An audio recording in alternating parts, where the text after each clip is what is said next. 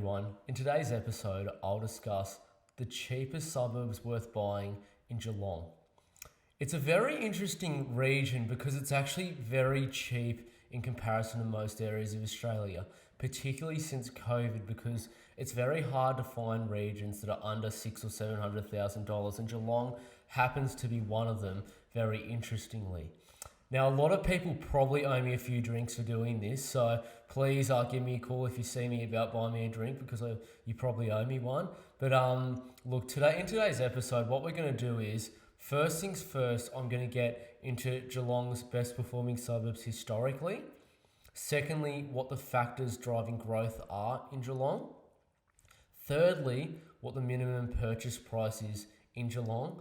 Then I'm going to get into the best suburbs to buy in, with one being high end, another mid-priced, then finally a lower end suburb worth buying. And I'm sure everyone will wait and want to hear that. Anyway, let's get into it.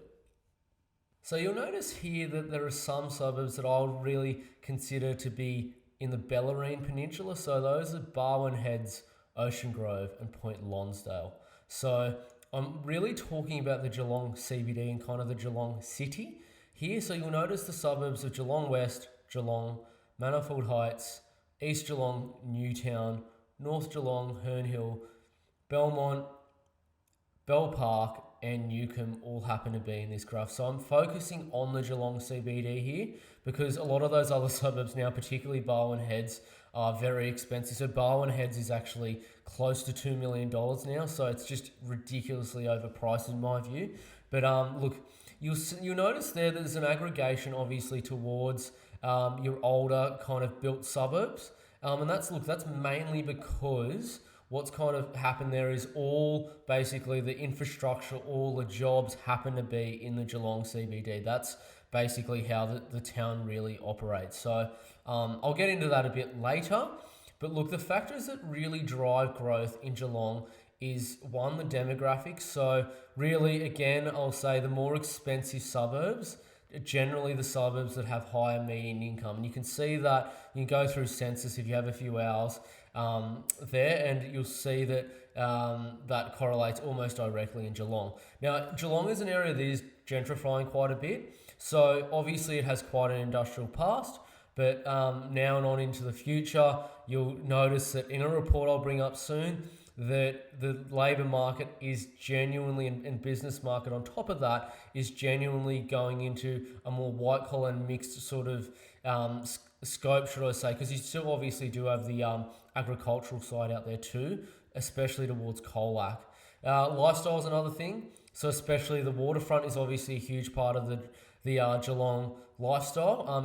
It's very close to Torquay and Bells Beach, so look, really nice area to go. For people that like fishing, quite a few good areas to fish around there too. School zones do play a part as well. Again, I'm more talking probably in terms of Geelong public school zones because obviously Geelong Grammar School is in the region and is very well known. But in terms of buying property, it's mainly the school zones in terms of public, especially public primary, that do play a large part. Walkability is a big thing, so it is a very walkable centre. Though when I talk about walkability, I'm mainly talking about towards the CBD.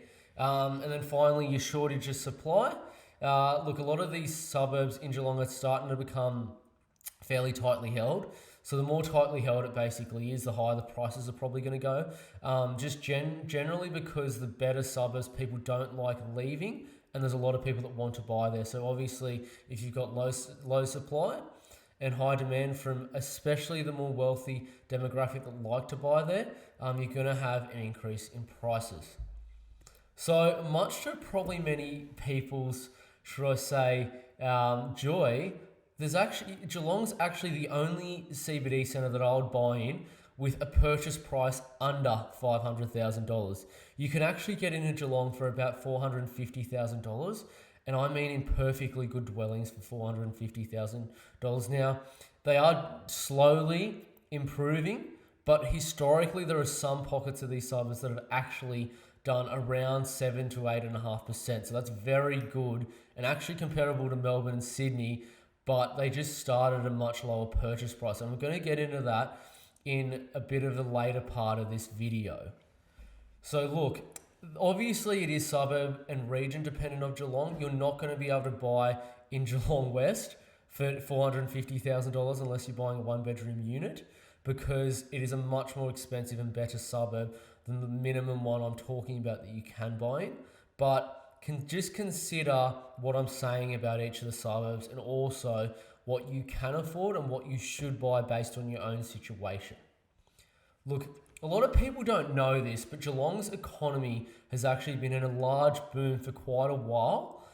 So here's just this is actually a report from KPMG. It's called the Geelong Economic Blueprint. Look, it's publicly available, so if anyone wants to read the full thing like I have, feel free to do so. But the way I like to describe Geelong to people who don't know it, I'd like to call it basically the Wollongong of Melbourne. That's the easiest way to describe it, but I'd say it's got a better economy probably than Wollongong does, in the sense that it has more different industries going and backing it, should I say. So look, you'll see the actual gross regional product between the 5 years of 2016 and 2021 actually grew at 3.7%.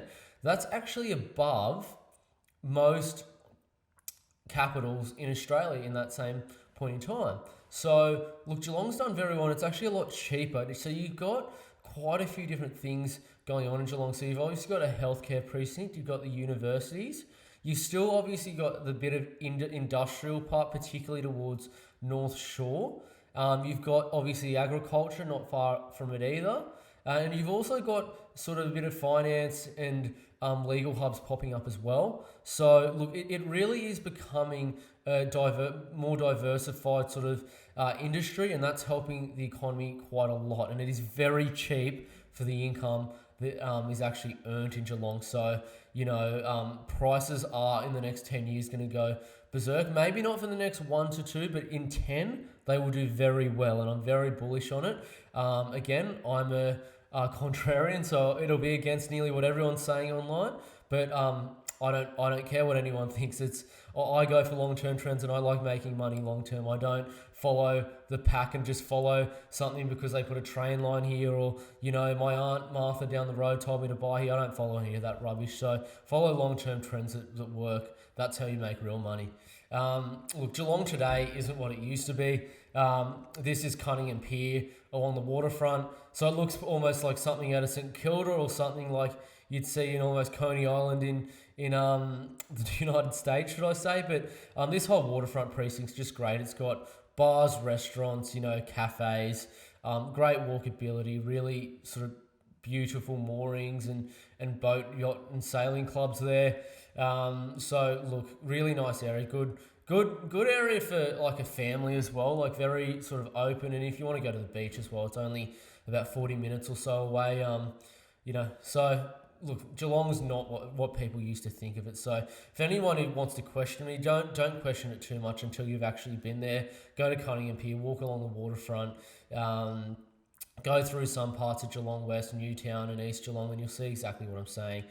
Quite nice suburbs. You'd probably think you're somewhere like Ivanhoe, or perhaps maybe even somewhere like Kew or somewhere like that too. Very nice tree-lined streets, good schools, good neighbourhoods. So that's Geelong today anyway, for people that do not know. So let's start with some suburbs. So I'm going to start with the high-end best suburb I think to buy in Geelong, and that suburb is East Geelong.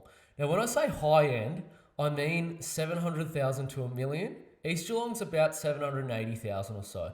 So really, my Sydney side of friends and people in Melbourne and also Brisbane friends will laugh at me when I say this, because they'll just think that that's basically chip change. But look, at the suburb that I'm picking in the high end is East Geelong. A suburb is often a little bit ignored in terms of Geelong, in terms of, I'd say it's more sort of desirable neighbours of both the actual suburb of Geelong and also South Geelong, Newtown and Geelong West.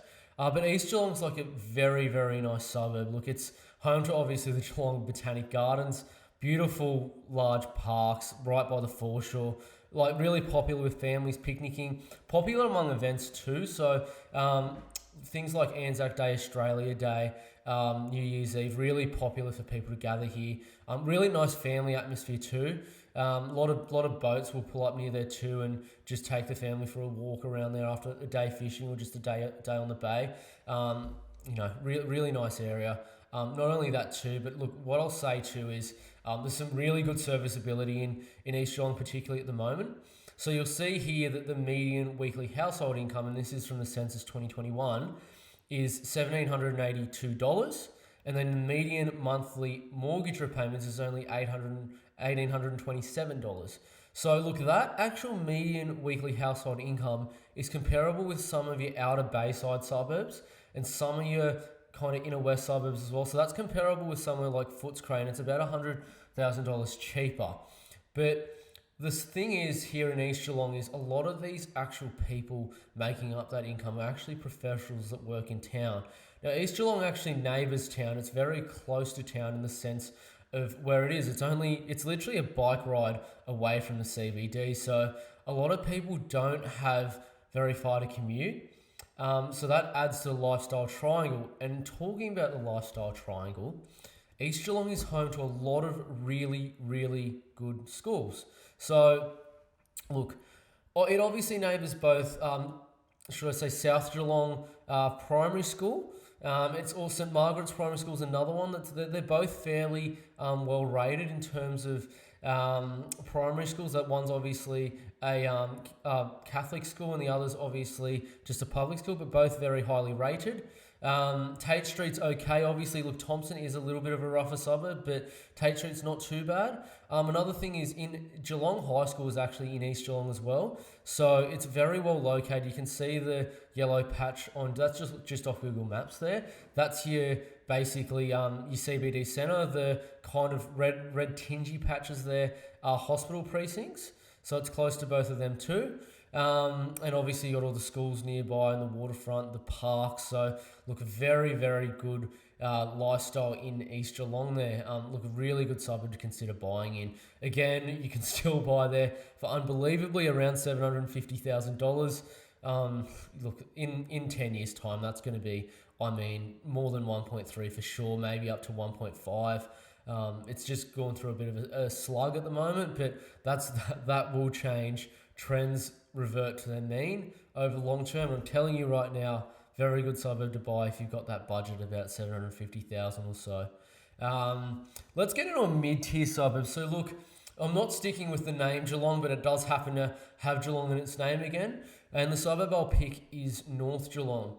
So look, a thing about North Geelong is it does have quite an industrial background as well. Look, a little bit, it neighbours Geelong West, which happens to be one of the most expensive suburbs in Geelong. But look, a thing about North Geelong is it's home to a lot of structurally sound both brick and weatherboard homes. Like detached, it's the same as East Geelong, mind you, and most of Geelong has that. But a lot of these have been owned for, 20 and 30 years. And look, North Geelong really, there are pockets of North Geelong that have done, 9% capital growth over the last 40 years. So just really, really good areas to consider buying in. And you'll see how it neighbours basically both Geelong West there, and you'll see then as well Manifold Heights, Herne Hill, Bell Park, Hamlin Heights. Now, funny enough, so the kind of patch just to the right of North Geelong there, that's actually a suburb called Rippleside and Drumcondra. So both of those suburbs there are very expensive as well. So it's situated between all really expensive suburbs. It's very close to the actual CBD. Particularly the southern pocket of North Geelong is really, really well located in terms of the actual town. It's actually on a train line as well. So it has obviously a train and also some good buses and transport networks there too.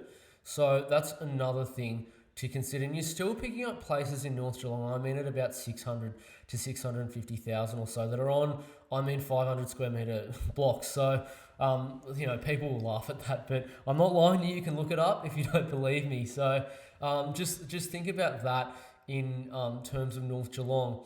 Now, obviously being very well located, it's had some incredible income growth. So it is going through gentrification pretty much now, and it will go on for probably the next 10 years or so. But again, the income growth here has been just incredible. So basically the top one is 2006 census, the bottom one is the 2021. And it goes basically personal, family, then household income. So you'll see basically all of them have more than doubled in the last 15 years. That's well above the national average again. Probably for those that live there would have seen in the last 5 years, there has obviously been a shift in obviously new builds, a lot of people renovating their homes. But I'd like to, as I previously discussed in a previous video, in Newcastle, what's happening there is you're starting to get the actual people there that do actually earn quite a fair sum of money and do work in the CBD in those professional industries.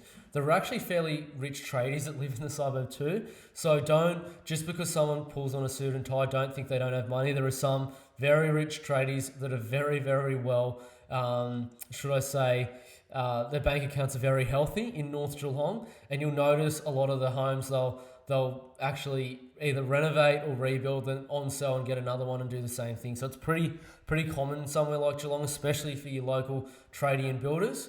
Not a bad pocket to buy in if you've only got that, $600,000 to $650,000 budget. So consider North Geelong for people that with that budget. Look, probably everyone's biggest question is, what is the cheapest possible suburb that I would buy in Australia that will perform well over the long term?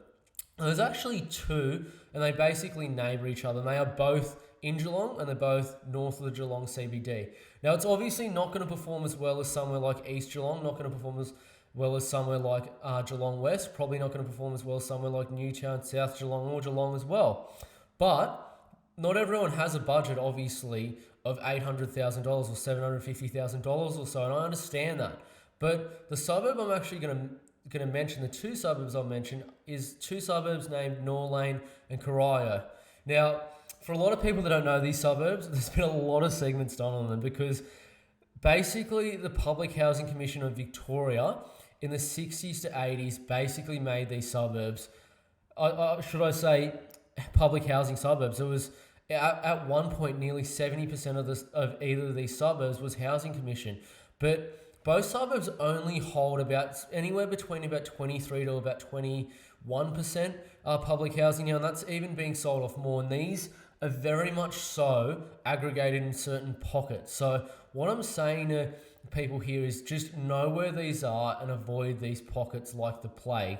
Please avoid these pockets because they will perform significantly worse than other pockets. Now, both of these suburbs, the issue with a lot of your previous graphs is there wasn't enough sales data actually match it for them to actually show up. But according to my calculations, both of these suburbs have performed at about somewhere on average between 6.6 to about 7.2% growth. Now, the thing I want to mention about this though is that's your average of the suburb. So there's actually pockets of the suburb that I've found to do 7.5 to about 8% capital growth over the last 30 to 40 years. So there's actually some pockets here that are really, really good to buy in. So just consider that with both of these suburbs. Now, another thing is as well, believe it or not, both of these suburbs are full of mostly brick, veneer and tile homes. And these are not your new shit terracotta or new style brick homes. These are your old school, solid as a rock, a Hurricane Katrina couldn't blow it over style brick homes. And what they are is they're actually cheaper than their own replacement value. So all I've done here is I've actually brought up a graph of Norlane's median purchase price to the right, and you'll see to the left here, how much does it cost to build a home? And it is roughly $473,000. So that was in actually 2023. So it might even be, maybe 500,000 now because, building costs have gone up a lot. And a lot of my tradie friends would tell me that every day. And, they will not stop going on about it. But anyway, it's basically cheaper than its replacement value. You get a whole house for it. So you're basically buying a house for minus $20,000 plus a whole block of land. So if you think of that, you're making money immediately just on the way in. So that's one of the reasons. Look, another thing is as well is despite the noise, some pockets perform well. And I've said that previously, and I'm going to demonstrate that right here. So this is just taken off an actual property, and this is just from Domain. So everyone can publicly look at this if they want to and fact check me if they want. But you'll see here between 1996 and 2023, it's almost 10x'd. And I think I calculated that to be roughly in the low eights in terms of capital growth. So as I said, there are pockets that do very well. So just consider that when buying in both of these suburbs. Again, as I said, look, you can buy for $450,000 in this suburb, and just incredible. And you can honestly get 4.5 to 5% yield if you know where to buy and what to buy. So really consider both of these suburbs. Such a good area to buy if you have less than $500,000 to play with. Honestly, just give me a call if you need to find something. I can genuinely help you out. I know a lot of the agents in the area, again, and a lot of them do present me properties either pre-market, off-market, or present me genuinely interested sellers that we can do a deal with all the terms, in our favour. So really just consider that when buying in both Norlane and Corio. Not only that too, but look, this isn't just for those suburbs, but it's in general. What I'm talking about here is Geelong. Look, be careful. There are quite a few dodgy pockets in the suburbs. So, look, you'll see here, Thompson's one, Whittington's another. Some parts of North Geelong have dodgier pockets, should I say. Norlane's definitely another. Corio too. Look, it's obviously got a history of that, but just consider that when buying in Geelong. Now, look, everyone, please buy me a beer if you see me, because I've done you all a massive favour, but I do really appreciate you guys all watching. In future episodes, I'm going to get into some more episodes around the best suburbs of Australia, what potentially a housing market crash could look like, and why it might happen, why it might not happen, so stick out for it. And I'm actually going to get into some of the best suburbs in my view in all of Australia, so stick around for those videos. And if you want to reach out, go to www.compoundinvest.com.au, or just search up Compound Invest, all one word, in Google. It should come up as the first option, and just reach out to me from there. But I really appreciate everyone watching. Thanks so much for watching. Please subscribe to the channel, and if you're looking for a buyer's agent in Australia's best performing suburbs, be sure to reach out via www.compoundinvest.com.au. Thanks again, and welcome to the channel. I'll see you on the next one.